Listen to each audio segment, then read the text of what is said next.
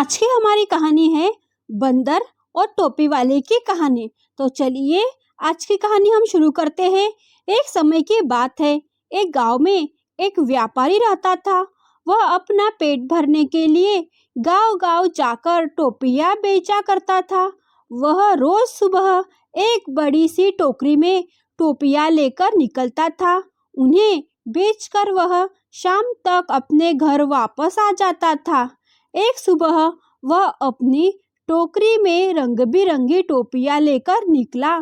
एक गांव में टोपियां बेचने के बाद वह दूसरे गांव की ओर जा रहा था। चलते-चलते वह बहुत ही थक गया था। उस रास्ते से गुजरते समय एक जंगल भी पड़ता था। जंगल में उसे एक बरगद का पेड़ दिखाई दिया। उसने सोचा, क्यों न पेड़ के नीचे बैठकर आराम कर लिया जाए। व्यापारी बहुत ही थका हुआ था। उसने टोपियों से भरी टोकरी को नीचे रख दिया।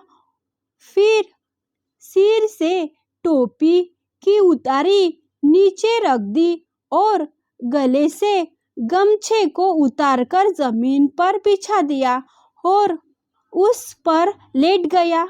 इसके बाद व्यापारी गहरी नींद में सो गया।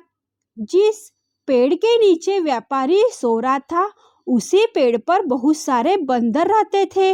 व्यापारी के सोते ही बंदरों ने उनकी टोकरी पर हमला बोल दिया। बंदरों ने रंग-बिरंगी टोपियों को निकालकर खोलना शुरू कर दिया। कई बंदरों ने टोपियों को हाथ में भी पकड़ रखा था। बंदरों की उछल कूद से वहां शोर हुआ तो व्यापारी की नींद खुल गई। नींद खुलते ही व्यापारी के होश उड़ गए। उनकी टोकरी से सारी टोपियां गायब हो चुकी थी।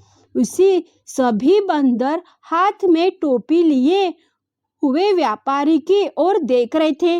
व्यापारी ने ऊपर बंदरों की ओर देखा तो उसे सब समझ में आ गया। व्यापारी परेशान हो गया। वह सोच में पड़ गया कि अब टोपियां न बेच पाने के कारण उसका कितना नुकसान हो जाएगा। इस तरह देखकर टोपी वाले ने बंदरों को एक कहानी सुनानी शुरू की। एक बार की बात है, एक घने जंगल में विशाल बरगद का पेड़ था। उस पेड़ पर बहुत सारे तोते रहा करते थे। वे सभी हमेशा इधर-उधर की बात करते रहते थे। उन्हीं में एक मिट्टू नाम का तोता भी था। वह बहुत कम बोलता था और शांत रहता था पसंद करता था। बस इसकी इस आदत का मजाक उड़ाने ये तोते हमेशा करते, लेकिन वह कभी भी किसी की बात का बुरा नहीं मानता था। एक दिन दो तोते आपस में बात कर रहे थे। पहला तोता बोला, मुझे एक बार बहुत अच्छा आम मिला था। मैंने पूरे दिन उसे बड़े चाव से खाया। इस पर दूसरे तोते ने जवाब दिया, मुझे भी एक दिन आम का फल मिला था। मैंने भी बड़े चाव से उसे खाया था। वही मिट्ठू तोता चुपचाप बैठा था। तब तोते के मुखिया ने उसे देखते हुए कहा, अरे हम तोते का ये काम ही है कि इधर-उधर की बातें करना, बात करना। तुम क्यों चुपचाप रहते हो? मुखिया ने आगे कहा, तुम तो मुझे असली तोते लगते ही नहीं, तुम नकली तोते हो। इस पर सभी तोते उसे नकली तोता कहकर बुलाने लगे, लेकिन मिट्टू तोता फिर भी चुप रहा। यह सब चलता रहा। फिर एक दिन रात में मुखिया की बीवी का हार चोरी हो गया। मुखिया की बीवी रोती हुई आई और उसने पूरी बात बताई। मुखिया की बीवी ने कहा, किसी ने मेरा हार चोरी कर लिया है और वो हमारे ही झुंड में से एक है। यह सुनकर मुखिया ने तुरंत सभा बुलाई। सभी तोते तुरंत सभा में उपस्थित हुए।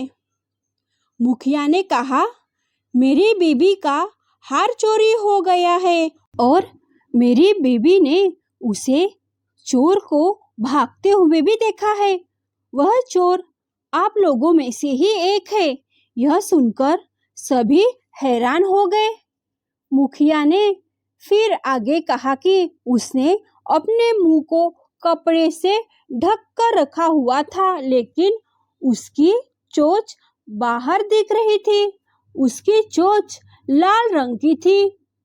अब पूरे झुंड की निगाह मिट्ठू तोता और हीरो नाम के एक दूसरे तोते पर थी, क्योंकि झुंड में केवल उन्हीं दोनों की चोंचें लाल रंग की थी।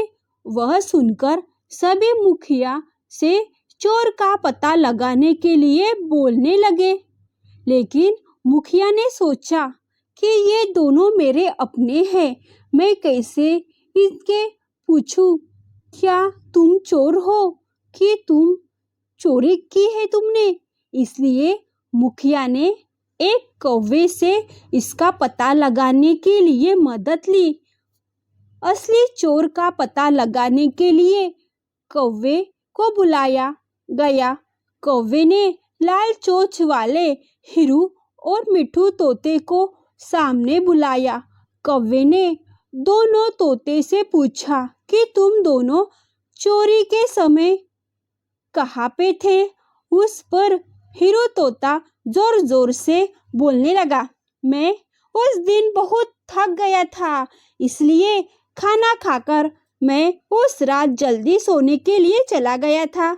वही मिट्ठू तोते ने बहुत ही धीमी आवाज से जवाब दिया। उसने कहा, मैं उस रात को सो रहा था।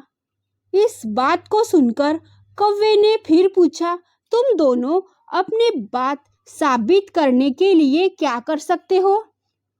इस पर हीरो तोता फिर बड़ी तेज आवाज में बोला, मैं उस रात सो रहा था, मेरे बारे में सब जानते हैं थे, चोरी मिट्ठू नहीं की होगी, इसलिए वह इतना शांत होकर खड़ा है।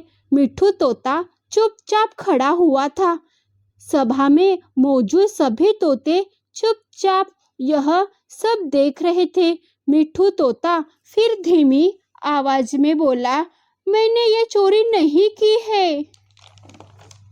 इस बात को सुनकर कौवा मुस्कुराकर बोला कि चोर का पता लग गया है। मुखिया के साथ साथ सब लोग हैरानी से कौवे की ओर देखने लगे। कौवे ने बताया कि चोरी हीरो तोते ने ही की है।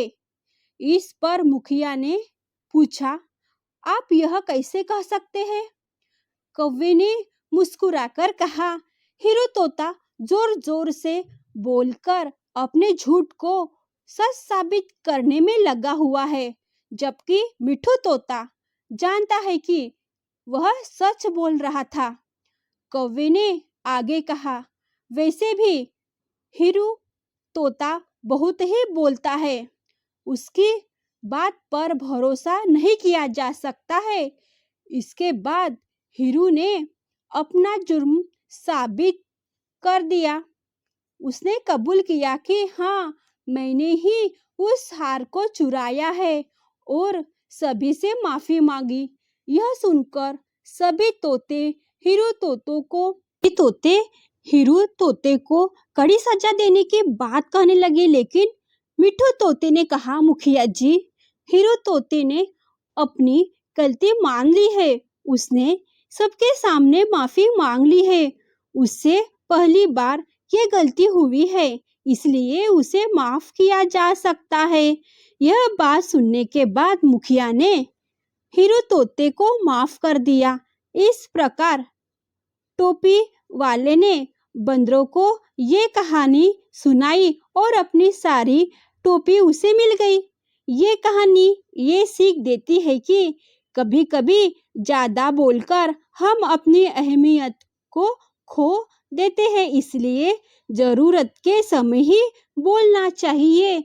यही है कहानी हमारे बंदर और टोपी वाले की, और उसमें ये कहानी समाविष्ट हो गई है कि कभी भी ज़्यादा हमें नहीं बोलना चाहिए। ज़्यादा बोलने से हमारी बातें कोई नहीं सुनता और हमें मूर्ख समझते हैं।